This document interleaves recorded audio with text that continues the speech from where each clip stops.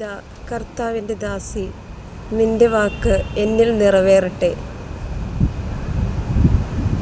പരിശുദ്ധ മാതാവിൻ്റെ തിരുനാൾ ആഘോഷിക്കുന്ന ഈ ദിവസം നമുക്കും പ്രാർത്ഥിക്കുക. അമ്മയെപ്പോലെ ക്ഷമിച്ചും സഹിച്ചും അമ്മയെപ്പോലെ എളിമയോട് ജീവിക്കാനുള്ള കൃപ ഞങ്ങൾക്കും തരണമെന്ന്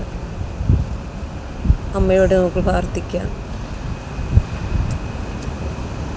പ്രത്യേകിച്ച് യുവജനങ്ങളെ സമർപ്പിക്കുന്നു. അമ്മേ മാതാവേ, ഇന്നത്തെ ലോകത്തിൻ്റെ ഇഷ്ടങ്ങൾക്കനുസരിച്ച് ജീവിക്കുന്ന ആ മക്കളെ അമ്മയെപ്പോലെ എളിമയുടെ തലത്തിലോട്ടും മാതാപിതാക്കളെ അനുസരിച്ച് ജീവിക്കുന്ന മക്കളായി ജീവിക്കാൻ അമ്മ അവരെ സഹായിക്കണമേ. അവർക്ക് വേണ്ടി അമ്മ മധ്യസ്ഥം വഹിക്കണമേ. Ave Maria. ഏവർക്കും പരിശുദ്ധ ദൈവമാതാവിൻ്റെ ജന്മത്തിരുനാൾ ആശംസകൾ നേരുന്നു.